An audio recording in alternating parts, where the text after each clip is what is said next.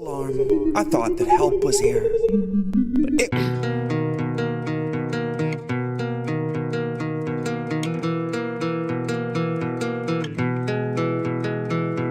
People, you don't think I see you crying in your cars, but I do.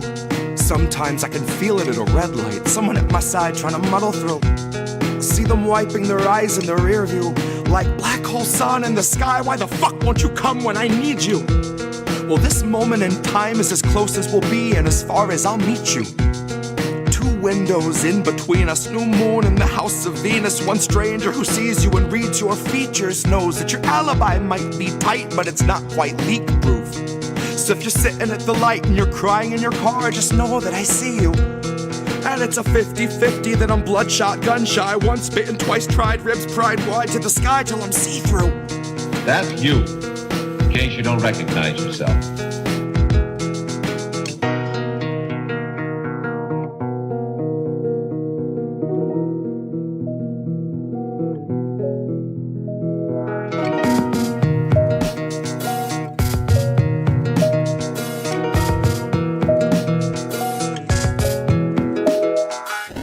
You don't think I see you struggling to breathe, but I do. I see you stumble in your everyday grief like I do. I try, but I do. I'm twice bitten too. My mind's split in two. My knuckles bright white from the 10 to the 2. And the song in my head is the theme for a fugue, a state of decay through the filter of corporate news, where they edit the grays and the blues. They whitewash the brown till they drown out the natural hues.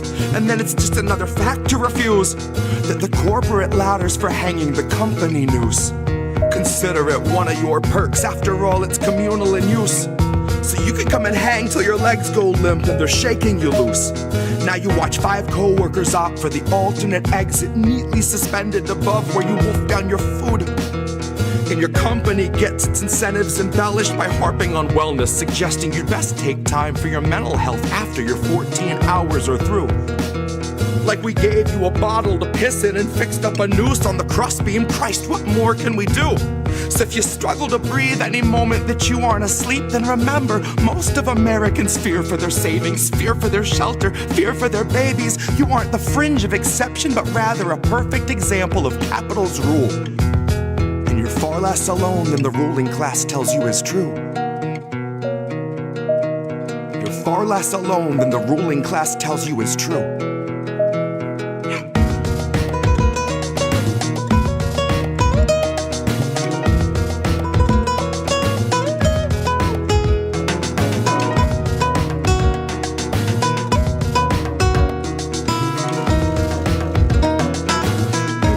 I see you crying in your cars, but I do.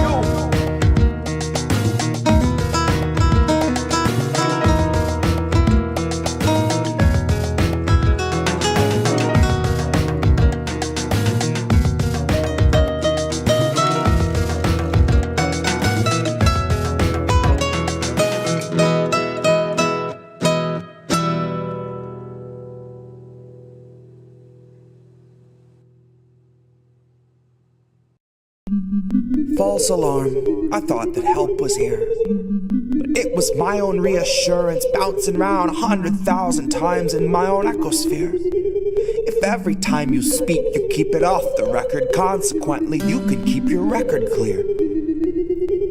And if you mute the speech that shakes your frail beliefs, you only seek to insulate your image and continue down the stream in the direction clout and credit steers. Directly from your mouth into am I the asshole Reddit's ears. Directly back into the greasy pockets of some Gates Foundation financiers. And then directly back into the frantic final thoughts of early trial Neuralink volunteers, staring at the numb and mumbling vacancies where recently had been their peers. Half of whom are glitching with the memory stuck on pause, and half have zero fucking clue just who they are or why they're here.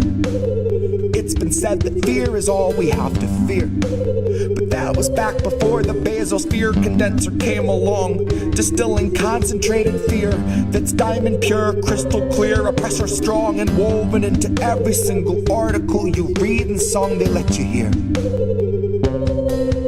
And then Elon heard that Jeff enhanced our fears by 86%, and he said, hold my beer.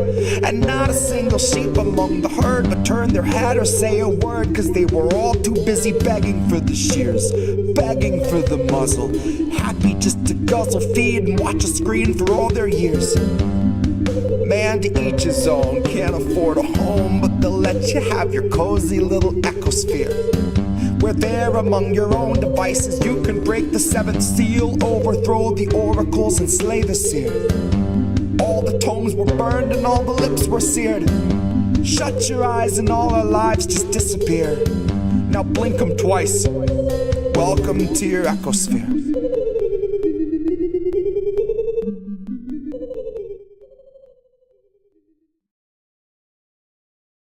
Just an off-the-cuff chat between you and me. Us. We want to talk right down to earth in a language that everybody here can easily understand. Who are these people? It's us. We're these people. I love that intro. I love that intro so much. I'm here with a different co-host this time, Oz LaFave. Hey guys, thanks so much for having me on. Friend of the show, DJ Joe Nice. How are you, friend? What's good? And you hear Nick say this all the time. The United States is the most propagandized country in the world. We are so fucked, you guys. Again, I'm sorry for being cynical, but seriously, we're fucked. We are fucked. We are well and truly fucking fucked. Just appreciate all the work that you do and the platforms that you all are providing. Hey, you. Doing good. How are you guys doing? And as independent media, we have a responsibility to be, we don't hide our bias, obviously, but we must stay true to the facts. What's up, Pam? Cheers and salutations. Smoke them if you got them. But I am here with a man that I've been waiting to talk to for the last couple of years, Nico House. As an educator, what I would suggest is that, first of all, podcasts like these are made.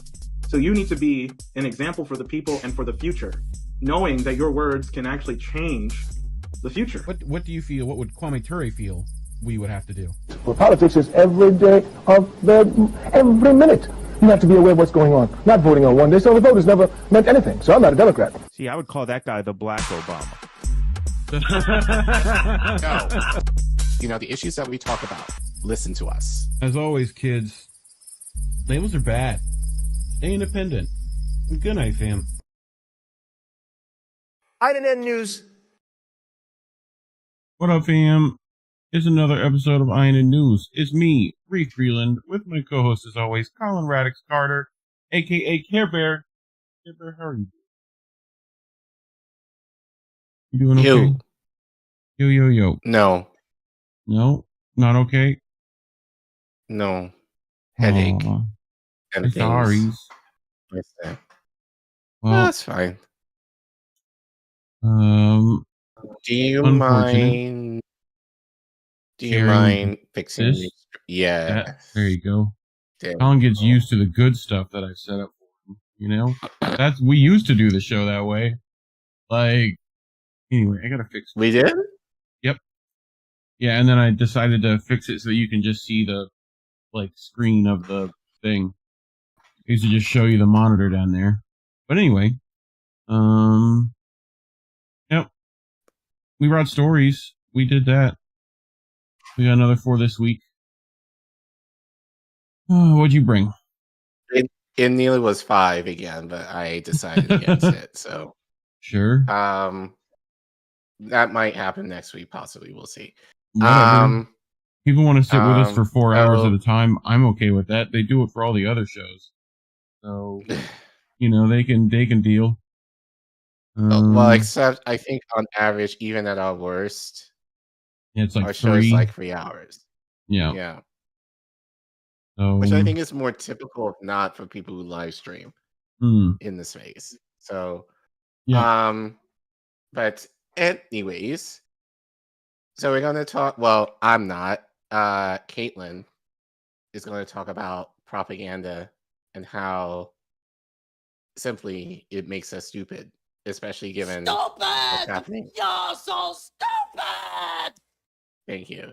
Especially given this issue in Israel. So not me, but her husband is going to read her.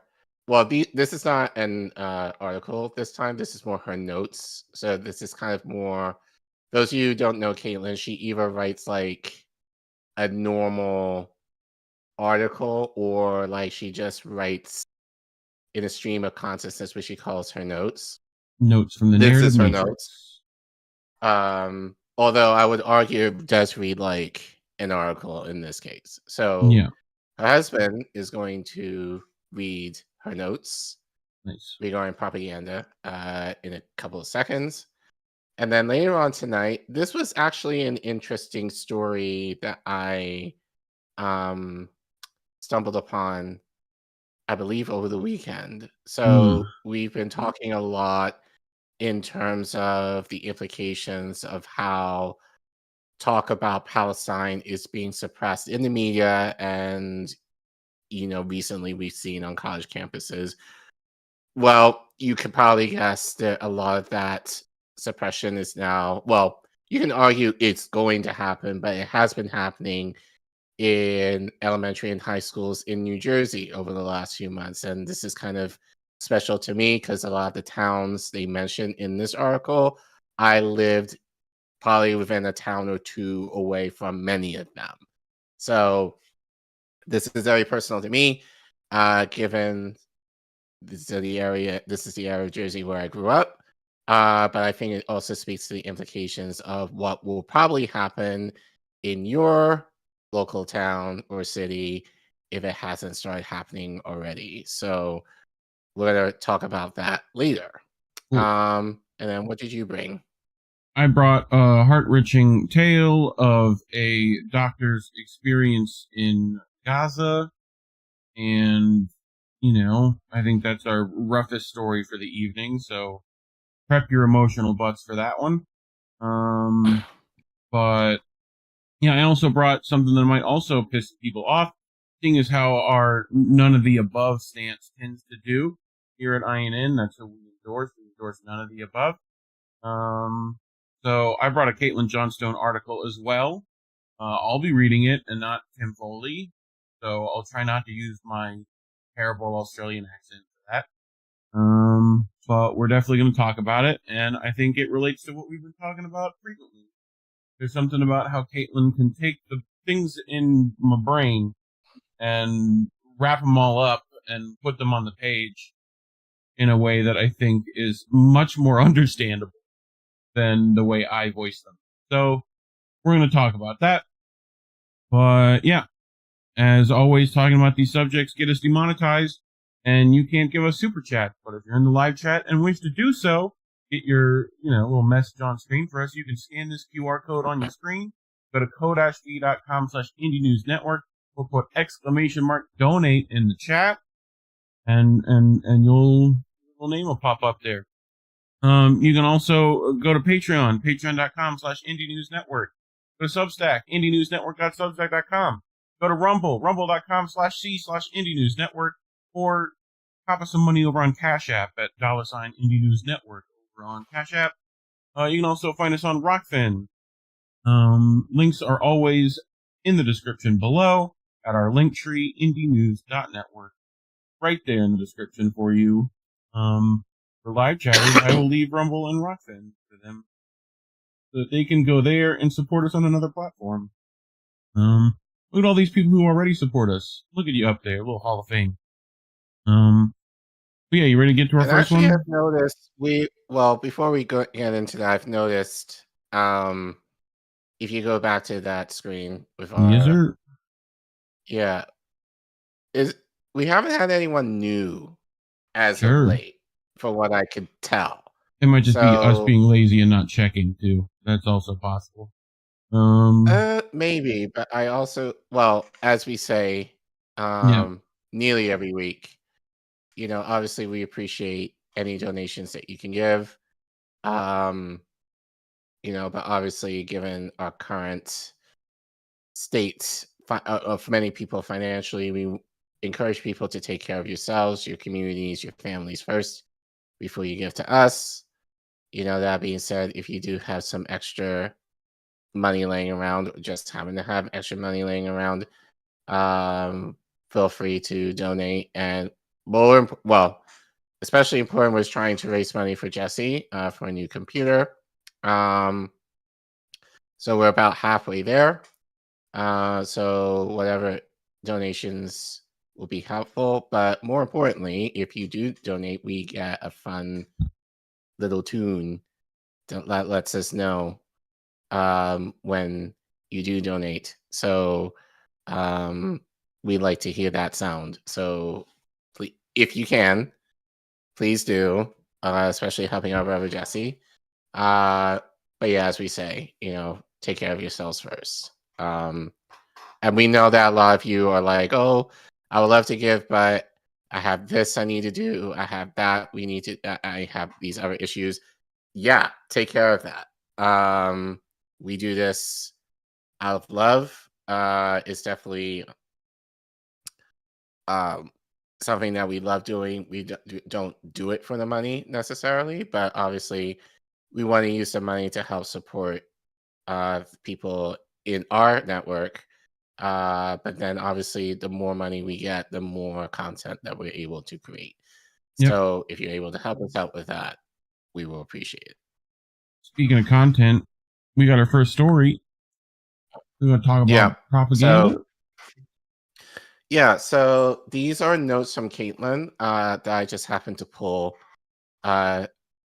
this week, and I thought it was very fitting given what we've been experiencing just anyway, but I think especially in terms of what we've been hearing and seeing recently and regarding Israel. But then just a lot of stuff that has just been coming out, since from October 7th and since then, has just made not our audience, because you guys are actually very smart and you guys are actually do your research and learn stuff. But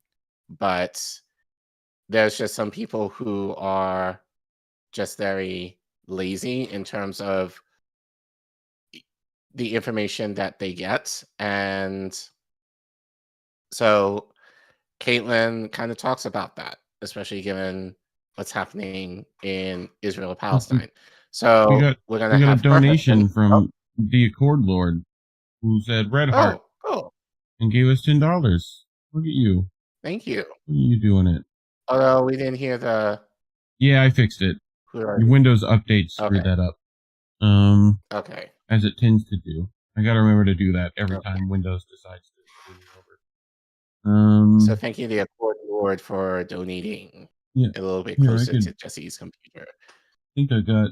Who are these people? That's what you should have heard. That's what you should have heard. Yeah. But anyway, cool. So it's nice not to give our voices a break every once in a while. So Caitlin has this article that her husband does. Her husband reads. Tim Foley reads all of her articles that are available on her blog as well as on YouTube. So let's hear him read these notes from Caitlin. It's actually amazing how stupid the propaganda is getting. Notes from the edge of the narrative matrix. The correct thing to do when someone tries to tell you that opposing an act of genocide is discriminatory against Jews is to laugh uproariously and then ignore everything else they say for the rest of their lives. Jewish Zionists are like, "Excuse me, it's actually against my religion for you to oppose genocide. You need to stop religiously persecuting me with peace activism." So many Westerners say they support Israel and also support a two-state solution, which is a nonsensical position when Israel is aggressively opposed to a two-state solution. If you actually support the creation of a Palestinian state, you are directly at odds with every meaningful power structure in Israel. It's like saying you support Biden but want him to lose the election. It's like saying you support unions but also support aggressive union busting. It's an entirely self-contradictory position that can only be reconciled without cognitive dissonance if you don't really care about a two-state solution. U.S. intelligence estimates that Israel has only killed 30 to 35% of Hamas fighters in Gaza so far, and that Hamas has meanwhile been recruiting thousands of new fighters in the wake of Israel's onslaught. After more than 7 months of unfathomable horror, Israel has come nowhere remotely close to accomplishing its stated goals in Gaza. Israel must therefore necessarily either A, inflict much, much, much more horror upon Gaza for a very, very long time, or B, revise its official goals. And then there's also option C, which is that Israel has been lying about its stated goals this entire time and is actually accomplishing exactly what it set out to accomplish. Donald Trump told the press that sentient Reaper drone Nikki Haley is going to be on our team because the two of them share a lot of the same ideas. This man is openly saying he's going to once again team up with warmongering swamp monsters for his next term, and is openly saying he's going to continue Biden's warmongering in Ukraine and Gaza. But I am with absolute certainty still going to get brainwashed Trump supporters telling me he's going to end the wars and fight the deep state. It's actually amazing how stupid the propaganda has gotten. Bombing kids in hospitals is self-defense. An extremely blatant ethnic cleansing campaign is actually a war. A few Western Zionist Jews saying they feel unsafe on campus is a more urgent concern than an active genocide. Sometimes it feels like they're experimenting on us, just to see how dumb of a narrative they can get people to swallow. They're like, let's tell them Hamas just attacked Israelis completely unprovoked, like totally out of nowhere. Act like Israel was just sitting there minding its own business and had a bunch of terrorists attack them because they're evil and hate Jews. What? Come on, man, they'll never buy that. The entire Israel-Palestine conflict is public record. Oh, they'll buy it. Just slyly suggested in the news over and over again in a confident, authoritative tone, and it'll go right in. Actually, a lot of the breathtakingly stupid things the Empire asks us to believe aren't even believed by the people who voice them. Who actually believed it was ridiculous to suggest that Israel might attack a Palestinian hospital and lie about it? Who actually believes there's a terrifying anti-Semitism epidemic in our society? I am convinced a lot of the people who claim to believe these things actually know better, but are pretending to believe fake nonsense in order to advance their political agendas. The Empire asks us to believe idiotic things all the time, year after year, but the narratives about what's happening in Gaza are at a whole other level. It's just a non-stop assault on people's sense of reality. Luckily, they appear to have ramped up the stupid faster than they could get away with this time. More and more people are waking up to their lies, and the eyes that are snapping open in 2024 are going to remain open to Empire propaganda for the rest of their days. In the rest of our lives. If I say it too accurately, I think. What? So, any thoughts? I mean, this will probably be a very short segment, but Couple of them. I think I don't know if I was talking to you or talking to Oz or talking to Indy, but I think that was our thing too. Or it was like, they used to not lie to us as much, you know, like they were just okay with it. And like, they were going to,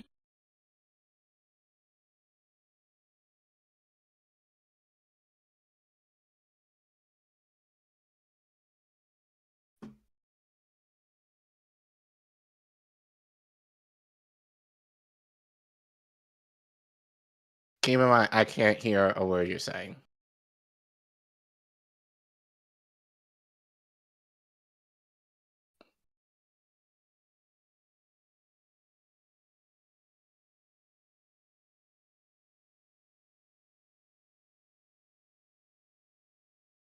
Nope.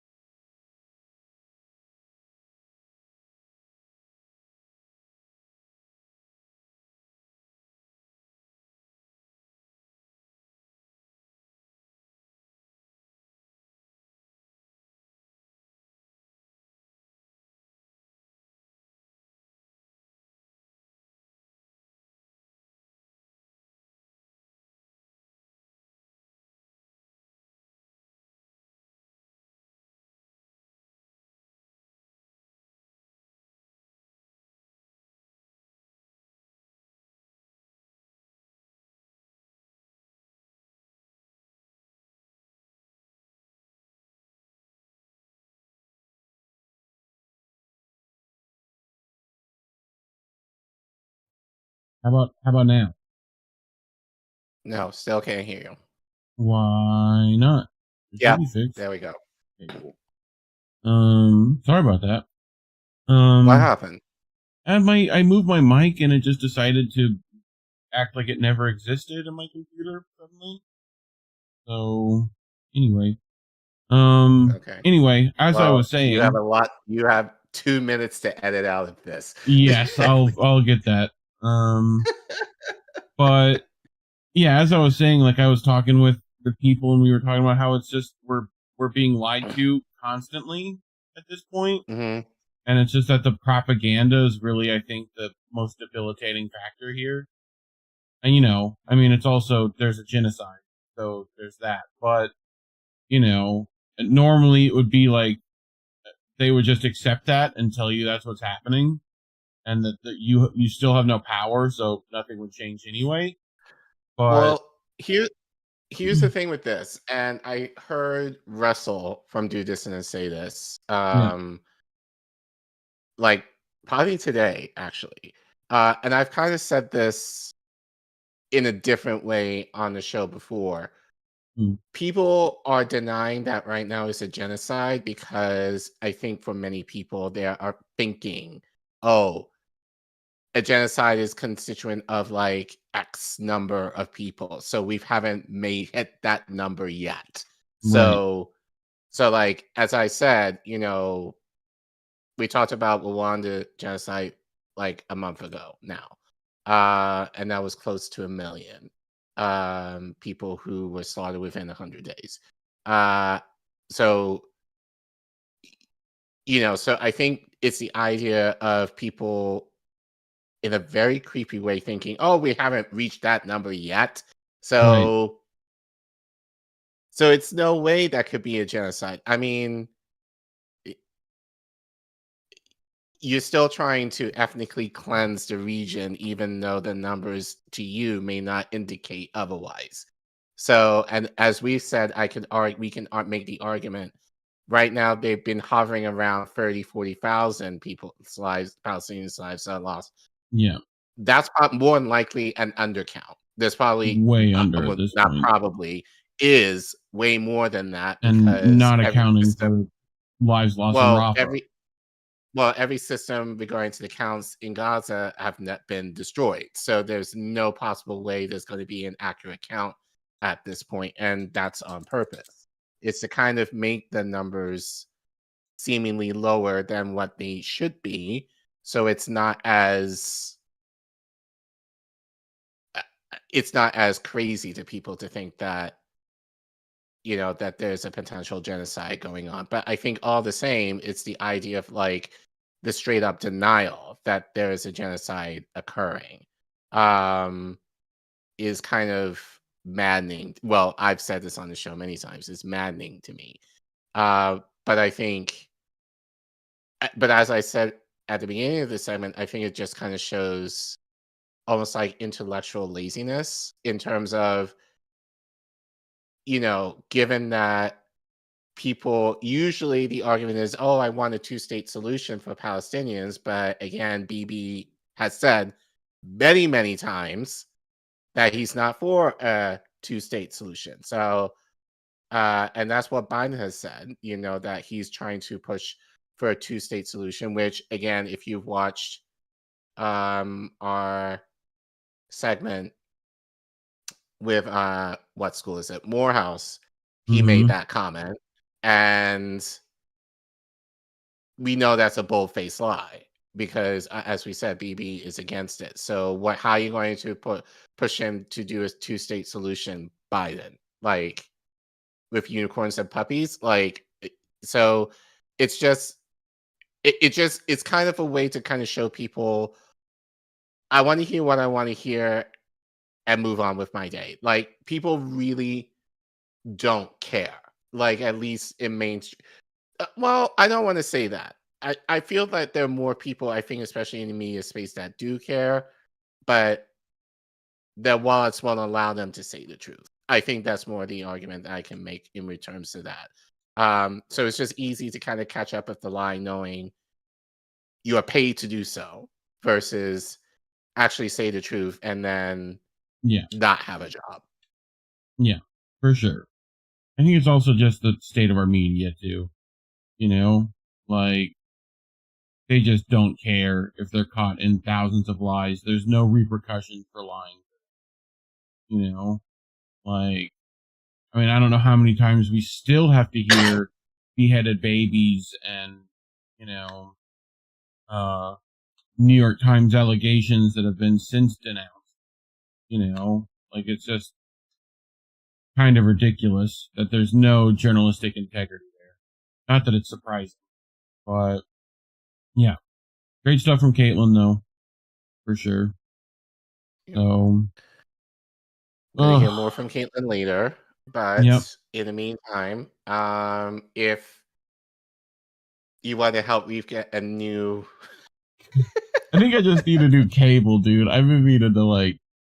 I think I have one. I just got to replace it. Okay, well, if you want to help Reef get multiple cables so he doesn't cut out, and, like, have a lot of dead space for, like, 2-3 minutes on a stream, you can go to this QR code, or if you type in exclamation point donate, it will give you the link where you're able to donate.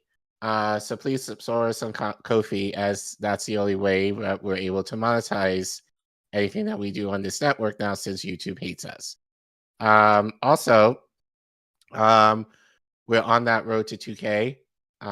We're almost there. I think we are like 42 subs away from that right now. So is it possible? I think we'll probably hit that by the end of June, if not before, at this point. But yeah, please don't forget to like and subscribe, and please share. We are heavily suppressed on YouTube. And make sure you leave a comment. We definitely really appreciate your comments. Sometimes we get stories in live your comments, but we do appreciate the feedback. We do read them now that we're able to read them. So we do appreciate that. And as I said, help us get to 2K. Hopefully we can get there by the end of next month.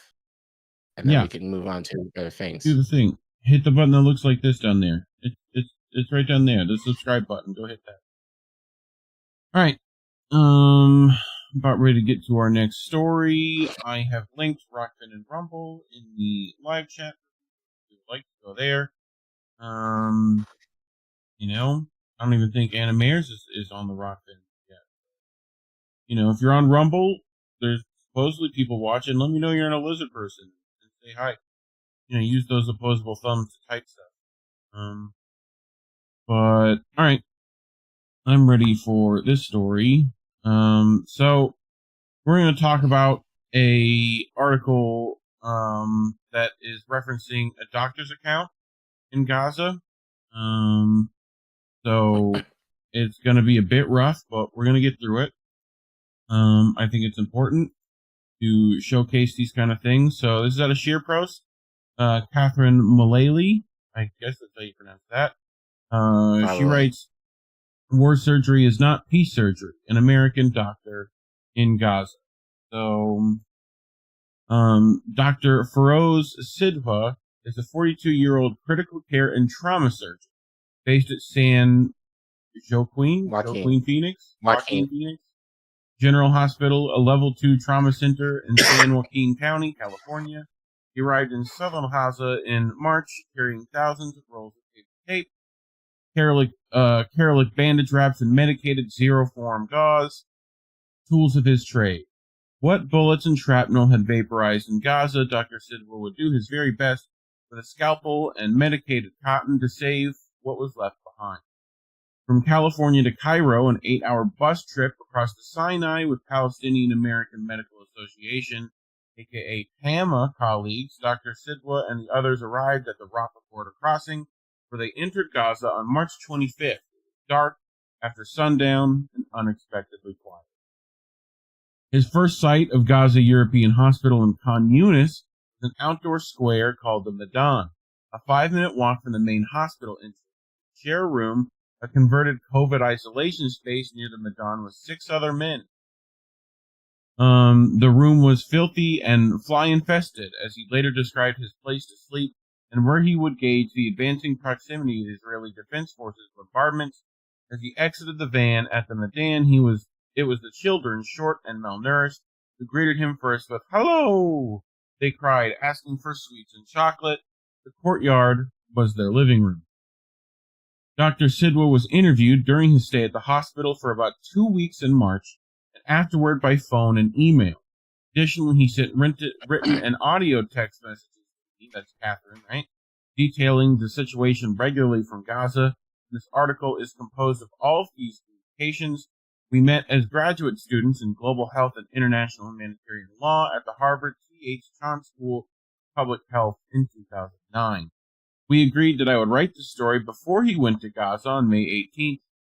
Some foreign doctors volunteering at the hospital were evacuated from Gaza after being stuck there when Israeli invaded Rafah, the southernmost city of the enclave, this month.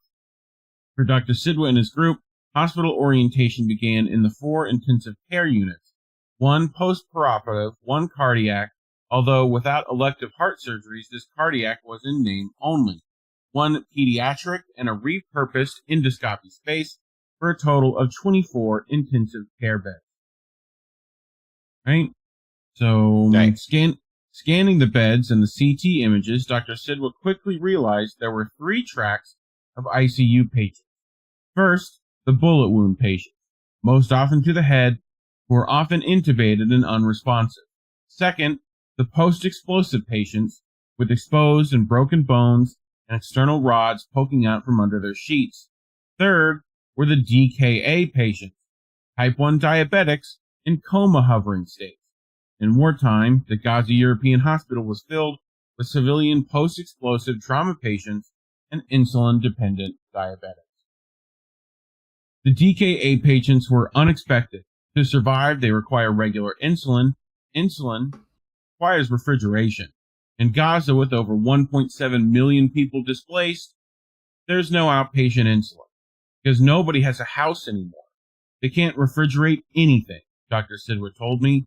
In Gaza, diabetics have become sentinel patients, the canaries of the coal mine, he added, and a visible reminder of the critical failures amid this unrelenting humanitarian disaster.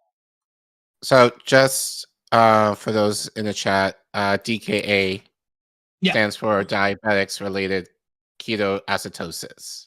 So basically, it's a condition that diabetic affects coma. people with diabetes, and if you don't, or if you've been diagnosed. So just for people in the chat who missed that.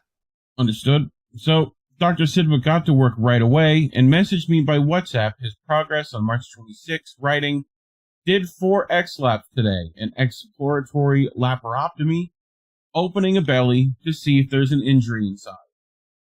All in children, all from explosive weapons. 1 also got a craniotomy, an operation to remove skull bone to see if there's an injury inside. And 1 got an X-fix, an external fixator, metal rods fixed on the outside of the body to hold broken bones in place. All of them were wounded hours before arrival, since they had to be extracted from rubble." The Gaza European Hospital was founded by the United Nations Relief and Works Agency for Palestinian Refugees in the Near East, aka UNRWA, in 1989, and is estimated to have 200 beds and more than 500 staff. The numbers were hard to verify for Dr. Sidwa, but what he did know was that patient numbers had exploded. While medical, nursing, and staff resources had been eaten up, systems were non-existent, and what little untrained staff remained were exhausted. A tent city had sprung up around the hospital without the water facilities or a shelter to support such a displaced person's camp. In a WhatsApp voice message, Dr. Sidwa described the scene on one of his many walks to and from the Madon. It's just squalor everywhere. Everything is disgusting. Tents on both sides, densely lined. 7, 8, 9, 10 people living in each one. Some of them are made out of tarp. Some of them are actual camping tents. A lot of them have, a lot of these are sewn together from sacks of flour. He added, "I'm walking by the 4 latrines that people share here. I'm told there's 20,000 people on the hospital grounds, and they share 4 latrines. You can imagine the smell, and it's literally right in front of the hospital main entrance, which is also a giant city. So there's Dr. Sidwa on the left, right? As well as his colleagues, right? So that was the van they left to go to Rafah. So Dr. Sidwa saw that the tents were numbered, saying, I hadn't noticed it before, but every tent actually has a number and a designation on it. There was a WhatsApp tracking system to see who needed food, who was disabled, so that they would not be forgotten. Despite the many displacements and trauma, people around the hospital wanted to stay together as families. That preference was exposed in the emergency room mass casualty events every night. Amid ongoing bombardments and explosions, whole families were killed or injured together. One week, on March 31st, Dr. Sidwa sent a WhatsApp voice message from Gaza after experiencing one such night on call. He says, last night we had another mass casualty event. This time, literally 100% of the patients were women and children. There was a mom who had just some minor wounds. Thankfully, she was fine. Her son was on the bed with her. 3 years old. He ended up having blood around his lung from a shrapnel injury that had to be drained. He had a shrapnel injury to the head as well. Hopefully, will not be too bad. As long as his brain doesn't swell badly, he should be okay with it. His mother had to watch blood pour out of her child's chest and was completely stoic about it. Totally nuts, Dr. Sidwa said, adding, she stroked his hair as we put in the tube. He described another child, and then there was another young girl, probably 6 or 7 years old. I think she was that mother's only other child. She had a bunch of lacerations, really all over her body, but thankfully, nothing life-threatening. She'll have to deal with wound infection and stuff like that for a while.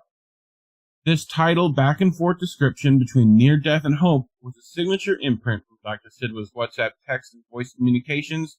Sorry, I'm walking through the hallways, he said. In another voice message, probably can hear there's people everywhere here. It's impossible to find a quiet place in Gaza right now. Without the hospital's ICUs filled with head injuries, long bone fractures, and patients in DKA, the wards filled with the civilian war wounded. Dr. Sidwa walked the wards and was met with cries of doctor, and with quick bedside consults, determined that all the patients needed surgical repair. Every time you go on the ward, walk around and people just come up to you and say, doctor, doctor, doctor, look at this, look at this, look at this. And I mean literally every single time. It's like, oh, that needs surgery, and that needs surgery too. Despite building collapses, there were few crush injury patients in the emergency room trauma bay because the crush didn't make it in. The most common living injured patients had post-explosive extremity injuries, arms missing, legs missing. Most of Dr. Sidwa's trauma patients were women and children. The emergency room remained a steady stream of human trauma day after day, night after night. Dr. Sidwa's stay, an early post-call voice message, was sent to me on March 29th. It says, had a big mass casualty event last night. Apparently a building with 100 people in it was destroyed. Had a 7-year-old girl with a blast wave injury that gave her right pneumonia, a right pneumothorax, collapsed lung, and a bad left pulmonary, right? So contusion. She'll leave if we don't have any delayed presentation abdominal injuries, but they often do. Her twin sister was buried under the rubble right next to her, but was thankfully fine, other than cuts and bruises. Her sister had a right hemopneumo, right? Another collapsed lung, and a depressed skull fracture with a bad TBI, had to be intubated, but if she doesn't have DAI, diffuse axonal injury, she could recover, had several depressed open skull fractures, most with small associated bleeds, and most of them were actually awake and talking. 2 children arrived dead. They both looked less than 2 years old, and an old woman died as well, probably early 70s. War surgery is not peace surgery, and broken bones in war from blasts or penetrating missiles are dirty, as surgeons call it. They require repeated cleaning out of the dead tissue, as well as metal rod scaffolding outside the body to secure the bones until the muscles and soft tissues heal. After surviving death or amputation, broken bones in war require grafting, reconstruction, and rehabilitation, a grueling road. And how are they going to get that? Yeah, bro. Like, although the war wounded littered the hospital's wards, finding patients and getting surgical time was not always easy for Dr. Sidwa. The emergency room was run by volunteer medical students, and the surgeons who were left were overwhelmed. Surgical residents were left to perform their work without supervision. Paper charts and surgical plans were often lost or not communicated. Many surgeries happened at night after iftar, when the daily fasts of Ramadan were broken. Even the calendar conspired against these patients, the doctor said. We found a young girl, 4 years old, on the ward today. He texted on March 30th. There's an acronym here. She's a WCNSF. It means wounded child, no surviving family. The girl's legs were so severely injured that there's about a 3-inch portion of her femur missing, a giant necrotic wounds on both of her buttocks and the back of her left thigh, maggots growing, and it is terrible. She was taken to the operating room and worked on for 3 hours. She survived. The longer Dr. Sidwa stayed, the more the bombardments increased. The morning of April 1st, he left a voice message. The explosions are definitely getting more frequent around the hospital and seem like they're getting closer. None of the Palestinians are even remotely concerned, so they must not actually be close. You can smell the explosives in the air, and the debris and the dust actually gets into your eyes while you're walking around now. And we're losing water and electricity more often, and the sewer system flooded over yesterday, which I guess isn't surprising when 12,000 people are occupying a space meant for 600. But thankfully, the OR is still functioning, and we can still keep working. So Dr. Sidwa kept operating, and he texted on April 4th. Last night, also did a loop colostomy, bowel opening diverted to the abdominal wall, on a 9-year-old girl who's the size of a 5-year-old to divert away from her terrible buttock wound. She has some of the worst injuries I've ever seen in a child that size who wasn't dead. Her name is Jory. She was injured in a bombing where her mom and dad weren't at home. They were out, he said, and all of her 7 siblings were injured and brought to Kuwati Special Hospital where her mom stayed, and her dad was with Jory at Gaza European Hospital. He's just so in love with this little girl, Dr. Sidwa said. Finally, once these wounds were debrided and her sepsis went away, she went from being this meek, terrified child to going to being this spunky 9-year-old, and she's started demanding chocolate and honey melon anytime she was going to get more debridement. And so her poor dad had to go out and try to find honey melon, adding, we started giving him chocolate for her when she woke up so we didn't have to. Dr. Sidwa left a voice message as he walked toward the Medan, hearing what had become a branded background beat to this conflict, the buzz of ubiquitous overhead drones. These drones overhead right now, he sent a message. It was unexpected, noisy mix of whirring drones overhead and babbling children at play on the ground below. I don't know if you can hear them. I'm walking outside over to the Medan where I stay, but the drones, they're constantly overhead. Literally 100% of the time. The blast grew closer. Today was the first day that we felt blasts that actually shook the hospital. I haven't been able to read the news here because the internet connection is terrible, but I'm guessing the Israeli front's getting closer, but I have no idea, he said. But yeah, today the blast from whatever military hardware it was, I realized it could actually be felt in the hospital. That was the first time, even indoors, you can feel the pressure change. Your ears pop slightly, not terribly, but the ears pop, you notice it all of a sudden. You kind of catch your breath for no reason, then you feel it. So, before I play this, anything you want to add, Care Bear? Yeah. So I do appreciate you reading this. I think, obviously, given we don't get a lot of on the ground perspectives of what's happening in Gaza right now. So to hear from this doctor, this American-based doctor, I think is helpful, but it gives giant perspective. Like, yeah, but I think in terms of no water, barely, no internet, barely, which kind of makes sense because if Israel is kind of doing a sneak attack, you know, they don't want to give any indication of what their movements are. So they're going to cut off these things so that you don't have access to the news, you don't have access to the internet, well, to anything out in the outside world to kind of help you determine if something is going to go down that might help you to kind of prepare yourself. So you're basically left to your instincts and pray to God that hopefully that, you know, that people are not dying on you like every single day. But the idea that this is happening, well, given what he's saying, mostly children. Yeah, and women. Children, like, is very sad. And this is what, as I said in the last segment, that people are denying, oh, it's not genocide. Like, if this happened here to this extent, people will not tolerate that.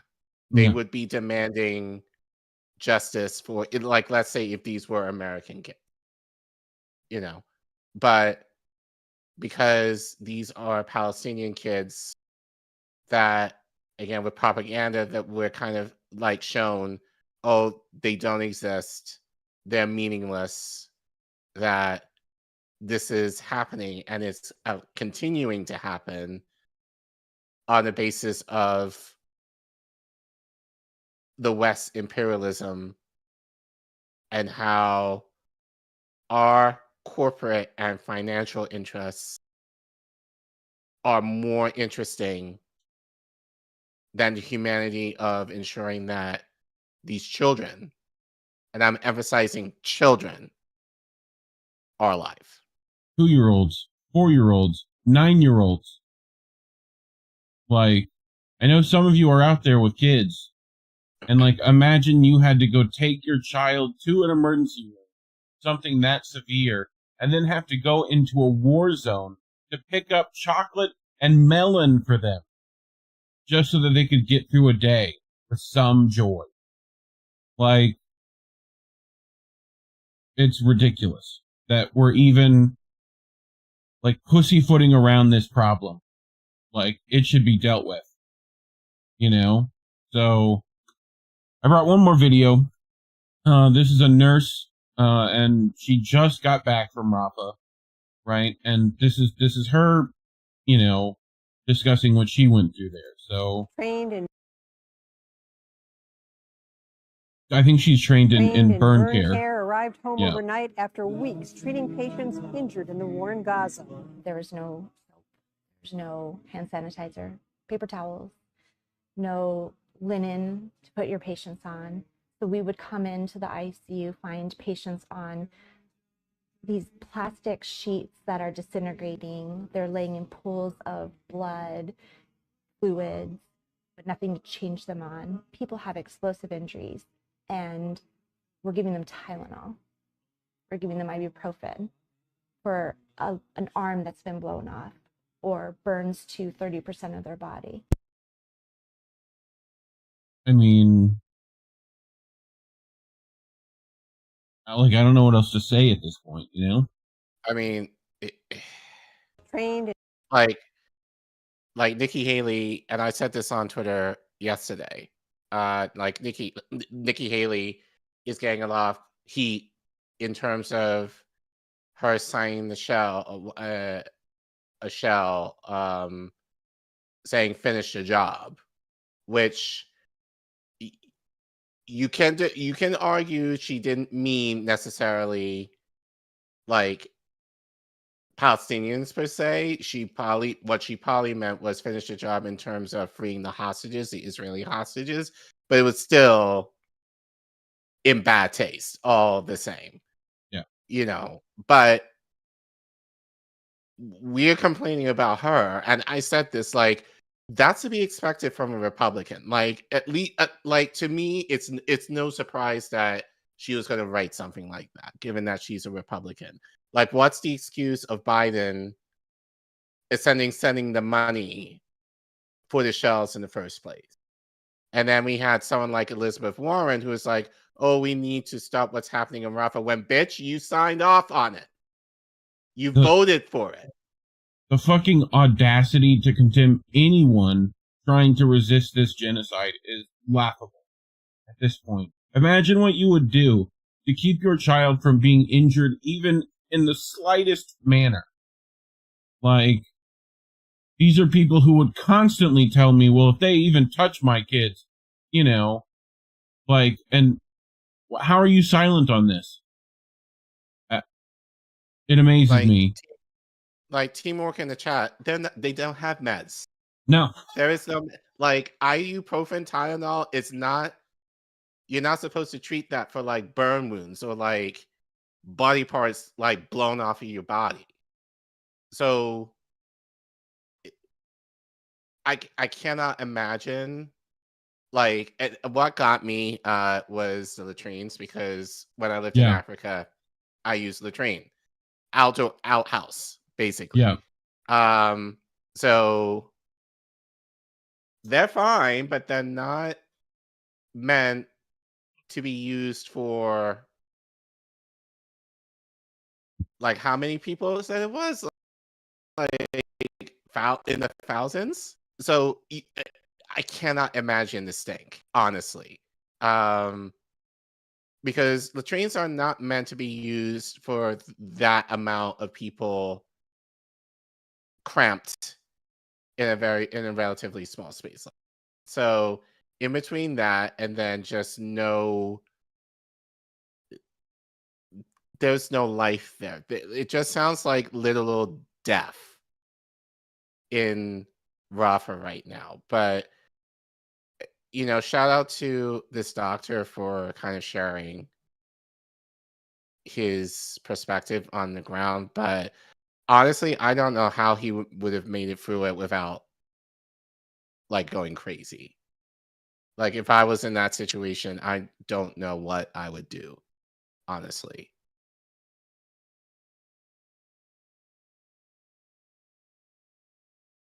What happened?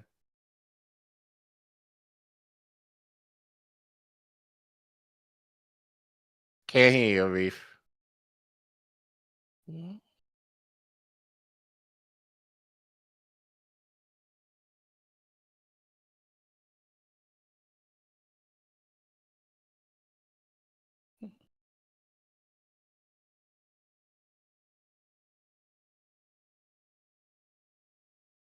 Oh, is that what it is, Indy? His headphones died?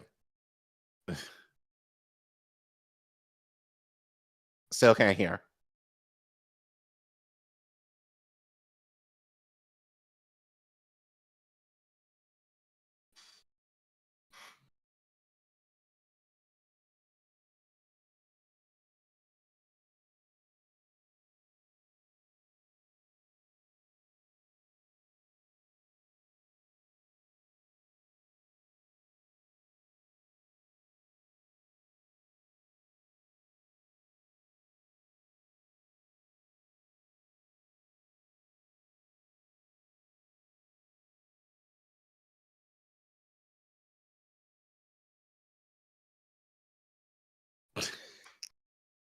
No, Indy, I am not dancing.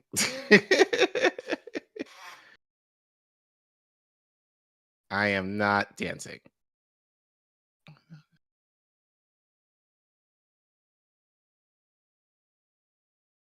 Okay, well, while Reef is working on that,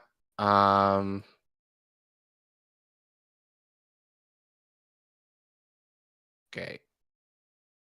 Let's see what people are saying in the chat while people are waiting.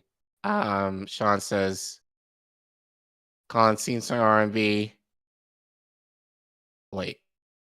Testing. There you go. Okay.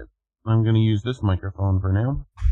I'm sure it's less quality than my other one, but my other one doesn't want to work right now, so this is what we do now. So, fun. Anyway, what were we saying? No, I was saying, like, I can't imagine being in those conditions and actually functioning, basically. And not lose my mind. But to not come back and not be angry. Like, just an intense anger of what we are complicit in and what we're kind of allowing to happen. And I think this will go into it, and I think this will be even more significant given the story I'm going to share after this. Just, this kind of story.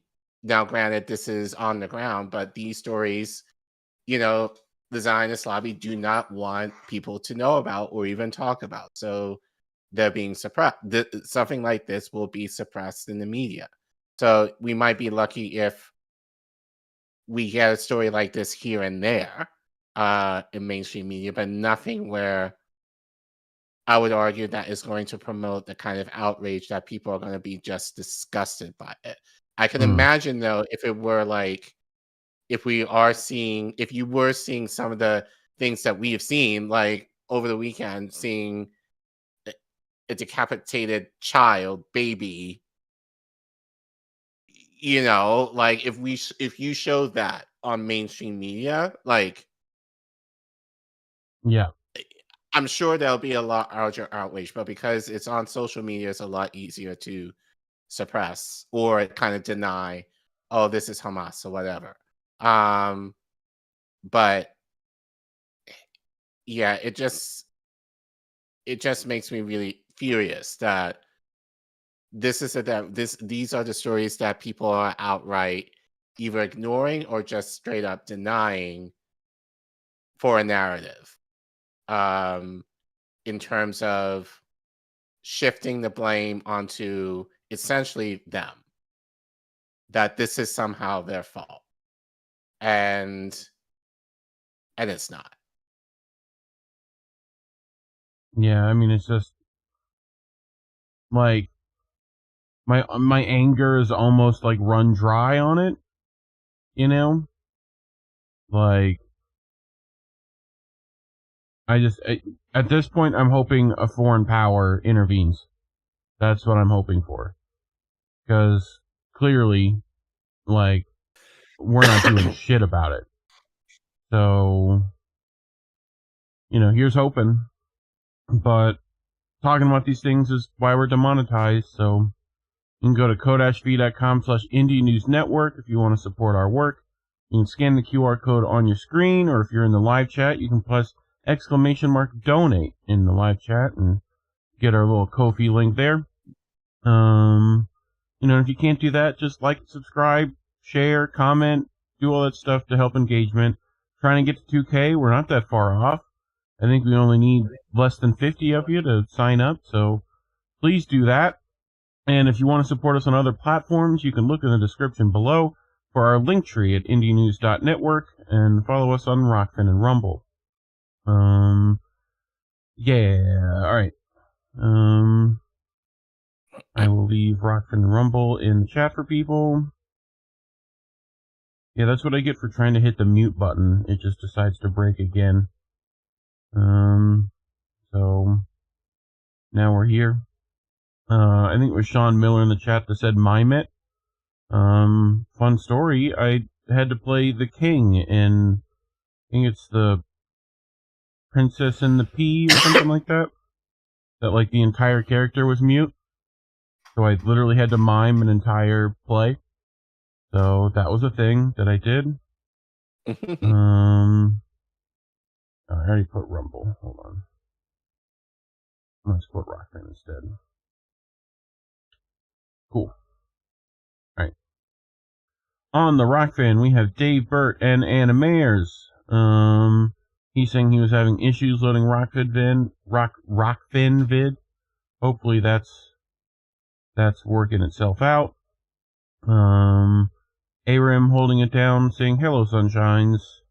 Appreciate you being here, Arim. Nice of you to be here. Indy over on the Rockfin asks, who are these people? You know? He should know who we are by now. Alright. You ready for your next story? Yeah. Cool. So hold on. Let me play catch up. There we go. All right. So this story, as I said earlier, I found just randomly over the weekend, which I think is interesting. Oh, yeah. So Who are these people? there we go. Did you have to do that though? Yes, I Or- did. I gotta apparently fix Kofi. Why does everything break when we want to use it? So shout out to Kate for the $10. Thank you. So this story I found very interesting in terms of, I think, the implications, as I said in the last segment, hearing stuff from Palestine being suppressed, and how the Zionist/Israeli lobby is now doing their best to kind of suppress anything regarding Palestine.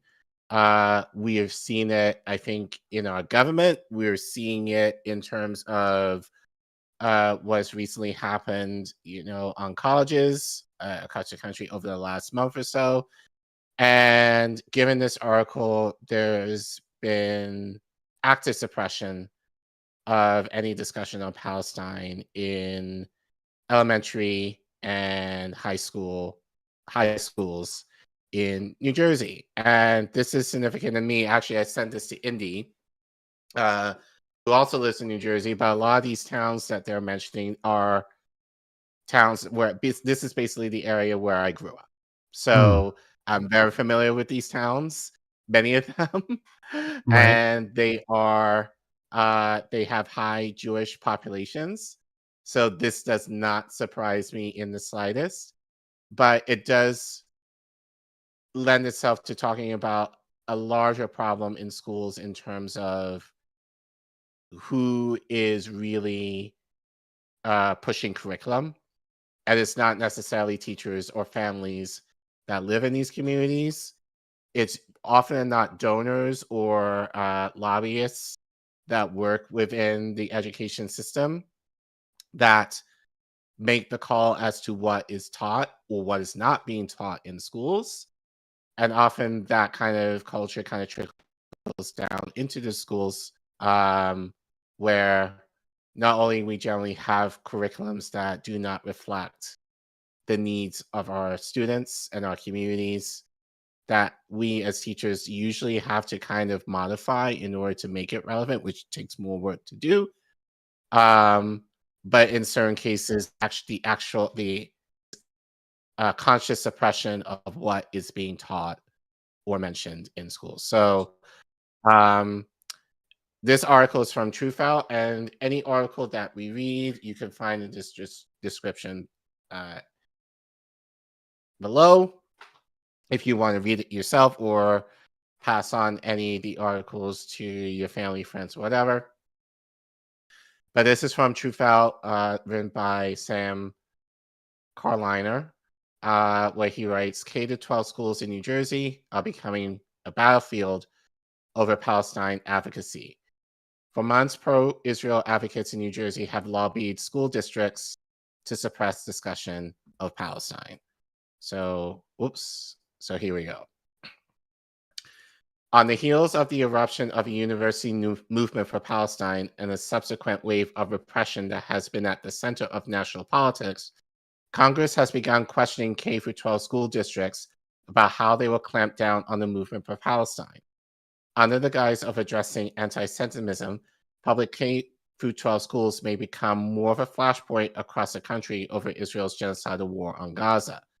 In New Jersey, this has already been the case for several months. A microcosm of these attempts to silence Palestinian voices played out in Livingston, New Jersey on February 27th, when less than a dozen pro-Palestine activists found themselves surrounded by hundreds of pro-Israel parents and community members from Livingston and surrounding towns at a Board of Education meeting. The superintendent of Livingston Public Schools had returned from a fact-finding delegation to Israel after October 7th, which was paid for by the Jewish Federation of Greater Metro West New Jersey, an influential pro-Israel organization in North Jersey. According to its website, the organization's stated mission is to ensure the continuity and strength of the Jewish people, to support a secure Jewish and democratic state of Israel, and to care for Jews in need locally and around the world. Concerned that he was about to use the Board of Education meeting to put forward pro-Israel propaganda in public schools, a small group of activists showed up to make public comments about the historic oppression of Palestinians and ongoing massacre Israel is carrying out in Gaza. One of the activists at this meeting was Ro, a Palestinian teacher and organizer with Teaching While Muslim, an organization which works to include social justice, anti-racism, and anti-Islamophobia in school curricula and to protect the rights of Muslim teachers.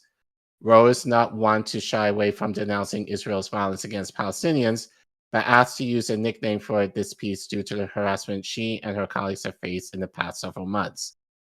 It has been absolutely terrifying to be a Palestinian Muslim teacher post-October 7th, Ro told Truthout. People are actively trying to dox you, to twist your words, to make you seem something that you are not in order to suppress you. She described the Livingston Board of Education meeting as one of the most threatening environments she's ever been in. Rose said that when the meeting was opened up to public comments, Zionist counter-protesters elbowed and tried to trip the pro-Palestine activists on their way to line up to make comments. Sounds familiar in terms of what's happening at universities. Having counter-protesters essentially to try and hurt and escalate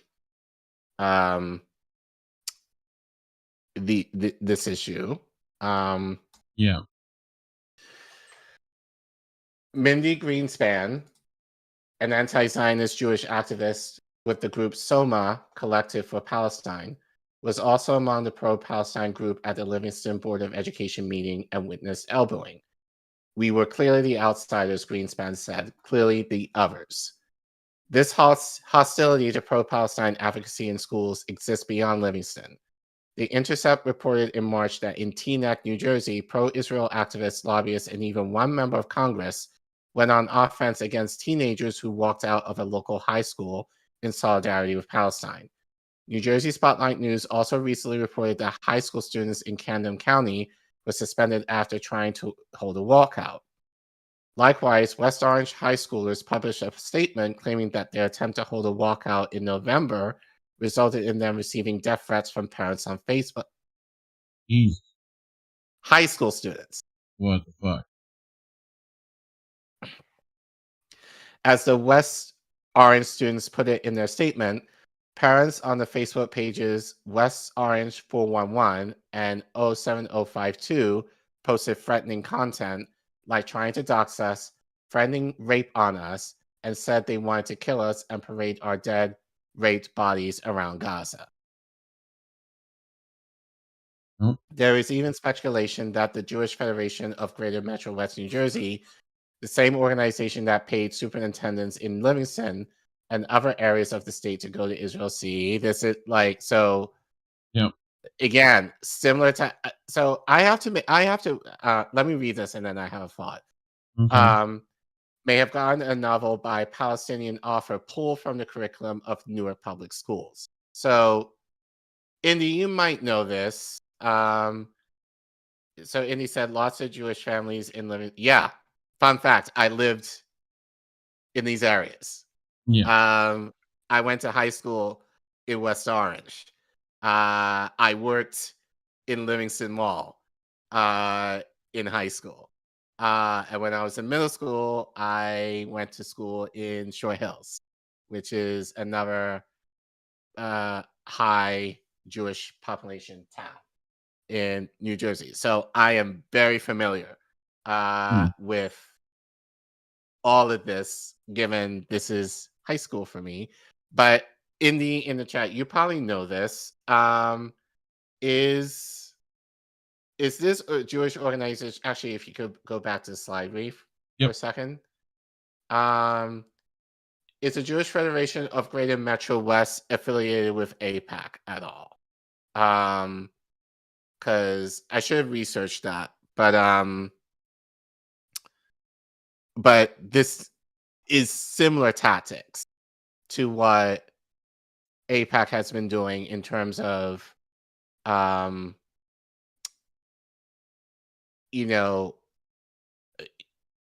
funding trips to Israel to like congressmen and now in this case school leaders to help them be more sympathetic to the Israeli cause. You want to go to Israel? I'm probably buying them off. I go, why? And probably buying them off to, make the case to do shit like this. Yeah.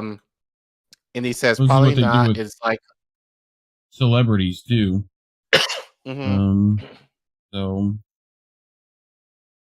So they said probably not. It is likely an independent. Yeah, I figured of a group of local towns. Yeah, I figured as much. I would have guessed if they were affiliated with AIPAC, I would have known that. Yeah. Anyway, but anyway, let's continue. On January 2nd, Federation CEO Dov Ben Shimon made a Facebook post claiming that after over a year of intense lobbying efforts on the part of the Advocacy and Public Affairs arm of the Federation, Newark pulled the book A Little Piece of Ground from 200 Schools. The book follows the experience of Karim, a Palestinian teenage boy growing up in the occupied West Bank. In the face of backlash from teachers and community members, district officials have maintained that the Federation's charges of anti-Semitism and other claims had nothing to do with the district's decision to pull the book. When asked if he was concerned that the pulling of the book might embolden individuals or groups to target books representing other oppressed communities, Newark Public School Superintendent Roger Leon told Truthout he was motivated by other concerns that he declined to disclose. Actually, I'm more concerned that people would assume we take actions because of something other than academic reasons, Leon said. We are not that school district. Well, then give us a reason, because it sounds kind of like you're that school district. Hate to tell you. Yeah. Like, ugh. Jeff Johnson, a parent of 2 kids in Newark Public Schools, and just for the folks in the chat, if you don't know Newark at all, it's more gentrified now than when I grew up just 3 miles west from the city. But it's predominantly Black, at least most of it. So this is an all-Black city, pretty much, akin to maybe like Baltimore. So Geoff Johnson. Yeah. So the idea that, so we'll get into this. Jeff Johnson, a parent of 2 in Newark Public Schools, got a clear answer from the district about how the decision was made. As a parent, he finds it concerning that an organization far removed from his community, so yeah, like Livingston is about, I'll say, like 5-6 miles away from Newark, could have influence over the curriculum. As a parent, I don't want anyone who's outside of our community, other than the families and educators who are living here or working here, determining what in our schools in any way, he told Truthout. Newark is not a community where people would have an issue reading a book about Palestine. It's just not. Johnson said despite having several detailed phone conversations and an email exchange with Leon, he feels he hasn't been given a clear answer about why exactly the book was pulled. The Federation likewise did not respond to Truthout's multiple requests for comment. For years, and especially in recent months, many anti-Zionist Jews have argued that security and care for Jewish people is not synonymous with support of an ethno-nationalistic regime in Israel. Snow Mob Collective for Palestine's Greenspan shares this perspective. I, as a Jewish person, don't support Israel, she said. As far as I'm concerned, the Federation's mission runs counter to Jewish values and Jewish teachings, and they just seek to keep people in the cult and keep them in line. Rowe and Johnson both compared the Federation to Moms for Liberty, the right-wing organization that against teaching of Black history and inclusion for LGBTQ plus voices in schools. While the organization and pro-Israel advocates in New Jersey more broadly have not been directly organizing against Black history and LGBTQ plus rights in schools, there are clear examples of how their efforts to silence pro-Palestine voices are eroding advocacy for these other oppressed communities and empowering right-wing organizations. Scroll down, please. Yep. The South Orange Maplewood School District has a well-documented history of racial injustice, despite the fact that these two towns generally see themselves as progressively liberal. As a result of these injustices in the schools, as well as an incident of anti-Black police perpetrating violence against teenagers in Maplewood, several teachers and community members formed a group, MAP SO Freedom School. Since its formation in 2017, this group has used community events, youth development, and educational professional development workshops, and teacher organization to strengthen the school's district understanding of systemic racism, settler colonialism, and other forms of oppression. Mm-hmm. Recently, MAP SO Freedom School has come under fierce attacks by defenders of the Israeli government and military in the community and surrounding towns because the organization has held events and shared resources on social media, providing context of Israel's oppression of Palestinians. According to TJ, shout out, that's my old English teacher, TJ Whitaker. Shout out TJ Whitaker. He was my English. He was my freshman English teacher in high school. Shout out to you, Mr. Whitaker. Fun fact about him. It's funny because I talk about this with my friends now. He was woke before we even knew what woke was. But he was very much that guy. I think he only was at my high school for maybe 2 years. I believe he was fired, maybe, because my guess is he wanted to promote stuff like this. And I went to an all boys Catholic school that it didn't necessarily line up. You can make the connection, but yeah, shout out to Mr. Whitaker. Reach out. According to TJ Whitaker, a co-founder of MAP SO Freedom School and teacher in the district since 2002, harassment of the group's members has become the norm. He said that in the face of these attacks, there's been little support within the district. One of the probably most disappointing things we experienced is some of our own union members who have shared information publicly about us, who have gone to our union leadership to complain and to try and take away our freedom of speech to talk about these issues, Whitaker said. As a result of pressure from local pro-Israel advocates, the District Board of Education voted on November 30th, last year to end a working relationship that the district had initially established with MAP SO Freedom School to address the district's lack of racial justice initiatives. Of course they did. What's that? Of course they did. Can't have that. Yeah. That's bad. One does not need to be in the schools to witness the backlash that pro-Palestine teachers in the district are facing. On May 4th, a pro-Israel social media user made a post in Soma Talks, a private Facebook group with 2,500 members. The post showed a picture of a classroom door in South Orange Middle School, also in the district, which had a poster on it which simply said the word Gaza. The community member who made the post on Facebook argued that teacher political views should remain outside the classroom and our children. Several people in the group commented in agreement, with one commenter claiming that The modern-day radical leftist cabal, which makes up approximately 99.7% of Soma, have an institutionalized hatred of Jews. Mhm. Another claimed to have sent 3 separate emails to a member of MAP SO Freedom School who teaches at the high school, naming her multiple times in the comments for all to see. This type of harassment in the district has not been limited to teachers.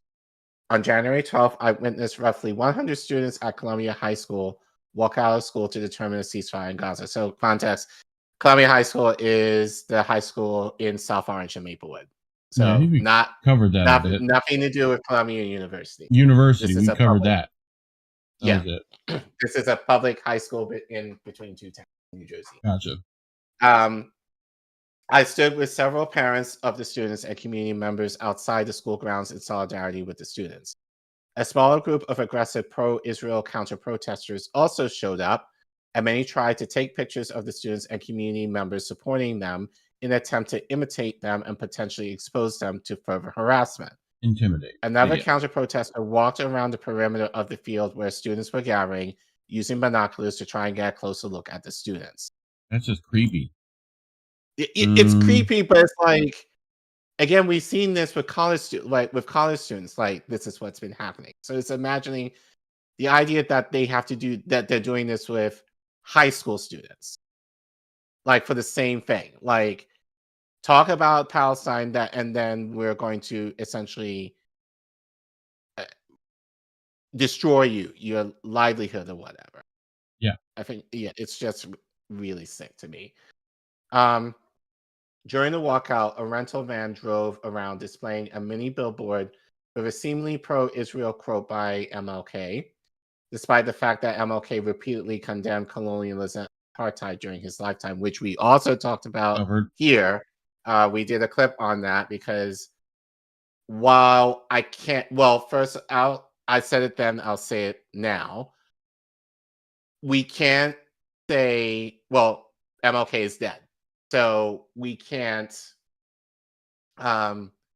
fully understand what we do know that he was supportive of Israel. We do know that. However, he also stated that Israel needed to be very careful of how Arabs in Palestine were treated. So MLK did say that while he was alive. And the fact that we do know that MLK was very much, especially in his latter life, against imperialism and colonialism that he talked about at length, given the Vietnam War, you can make the argument that, and again, a lot of the stuff that is happening now regarding Israel and Gaza wasn't happening in the same way back then. So, but we would like to think if MLK was alive now to kind of see how this assault has developed, we would can take a guess that he would be extremely opposed to what's going on. So, but I remember that quote. So the fact that that quote is still kind of being used as justification of, we had MLK, who is a Black social rights leader who's very much promoting of Israel, and so so if you're against him, you're an anti-Semite, like, is bullshit. So, but like I said, we talked about that quote in length here, so you can find that clip for that. Yeah. In Kibbutz Soma, another private Facebook group which has since been deleted, a group member encouraged people to donate to the group, which had provided the truck, the right-wing media attack site Accuracy and Media. The organization has published articles defending attacks on trans rights and critical race theory, and has doxed organizers by displaying their names and faces on trucks to encourage harassment. Zoom out, please. Oh, yep. Ben Lorber is a senior research analysis at Political Research, a think tank which monitors right-wing movements. Recently, he has written about how defenders of the apartheid regime in Israel have allied themselves with right-wing movements, a phenomenon he sees playing out in the repression of pro-Palestine voices in schools. Right-wing and even centrist establishment Jewish organizations seem like they're fully on board with this push, and in doing so, they're aligned with the political right, Lorber told Truthout. The right has been gunning after basically any shade of progressivism in education for a long time. And I really worry that large parts of the American Jewish community are being conscripted into that fight. Rowe, meanwhile, warned that the harassment is already affecting teachers she has spoken with across the country, from New York to Ohio to Texas. They're all experiencing the same thing, she said. So, any thoughts? I mean, this is not surprising given what we've reported on, what our colleagues in independent media have reported on. But we don't hear, I haven't heard much yet of how a lot of this suppression is kind of now trickling down into elementary and high schools now. So yeah, as I said, it's very interesting that, it's given like this is where I grew up. And people now that I actually know who are actually fighting against this, that this is a problem. But again, given that I know these towns and the high Jewish populations in these towns, and Indy said in the chat that Zionism is now being conflated with Judaism. So that's kind of where, a lot of this, it's kind of gaining steam. I'm not surprised. Resident atheist, we can get rid of all the religions. I'm okay with that. But, I agree. Not the same thing if we're going to be, consistent. So, but yeah, I mean, this is just classic. I mean, you've been in schooling for a while, like mother as well, right? Since I know her is in the education.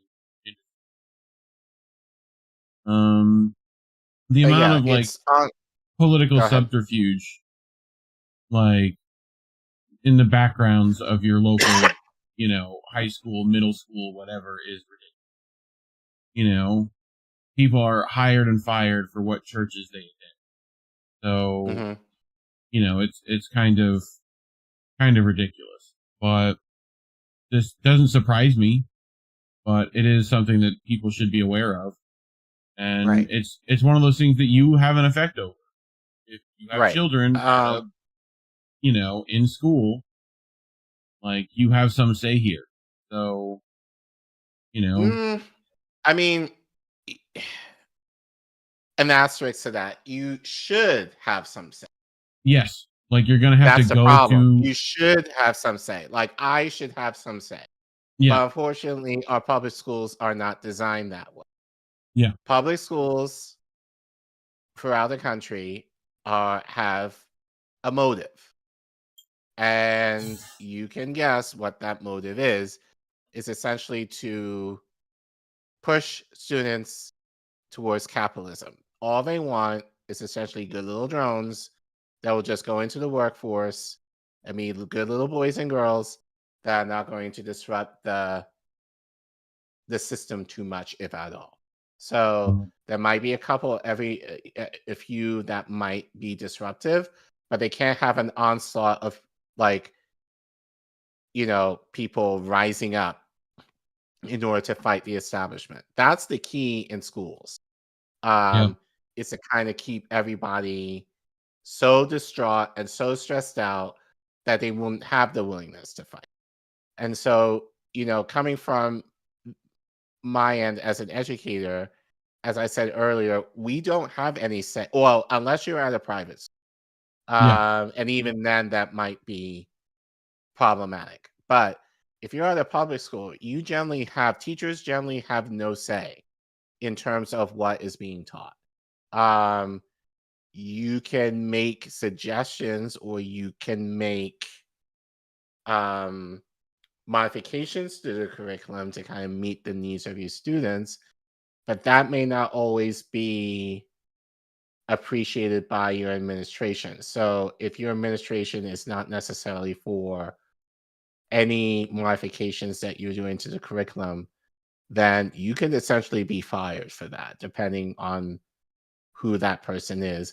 And as we see, it depends on who your administration / school districts are linked to.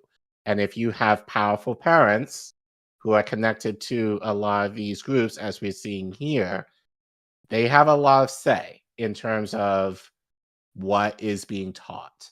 So as one of the parents Jeff mentioned before, like he lives in a predominantly Black neighborhood. And as he was commenting, why is it that there are groups 7 miles away who probably have never been to Newark in their damn life, other than maybe drive through it or take the train through it to get to New York, have any say in regards to what's being taught in his district? I think he made a very valid point. But it just goes to show you that a lot of these Zionist groups, even on a local level, are extremely powerful. And they do have a lot of say in terms of what is being taught or what is being taught. So just, and I think that's something I think as a cautionary tale for all of you. It may not necessarily be in school, but it could be at your workplace. So I think that's just something to be mindful of. And that's something I'm even mindful of, being on Twitter, because you see me and how very fervent I am against my anti-Zionism. And actually, I do worry about that, because I do worry, like, if the wrong parent or the wrong organization gets whiff of anything that I say on Twitter, that could also deter my job, which in a way is one of the reasons why I want to leave, because I feel a lot of ways I myself am being suppressed in what I'm able to teach. And teachers shouldn't feel that they should be, or students in their own right shouldn't feel that shouldn't feel suppressed in terms of seeing the things that they are kind of connecting to on social media and otherwise, and having feeling a way about it, that they're wanting to do something about it. That's what should be happening. The idea that high school students are feeling inspired to protest, that's what should be encouraged. But again, it's the idea of what people are protesting for that is an issue, and there are going to be these lobbies that will strike it down. But I think it's just kind of sick that these are adults that are willing to dox kids on account of them being pro-Palestine. That to me is really ridiculous. And it just kind of shows how depraved a lot of these Zionists are in order to protect themselves and their so-called, religion, quote unquote. Right. Yeah, it's despicable at this point. Anyway, just talking about it's why we're demonetized. You can go to ko-fi.com/Indie News Network and help support us that way. Scan the QR code on your screen, or if you're in the live chat, hit !donate in the chat. You can get links to our Ko-fi there to give us some dollar dues. If you can't give because times are tight, you can go like and subscribe, sharing the stream, leaving a comment. We're almost at 2K, so help us out. Hit that subscribe button. Otherwise, I believe we got a sub since we've been live. So fantastic. You can also go to Rockfin and Rumble. If you look at the description below and go to our Linktree, indienews.network, you can find all the links to all the channels and all the members for INN to support us that way. So appreciate you. All right, to Rockfin and Rumble before we go to our last story. There's no lizard people on Rumble.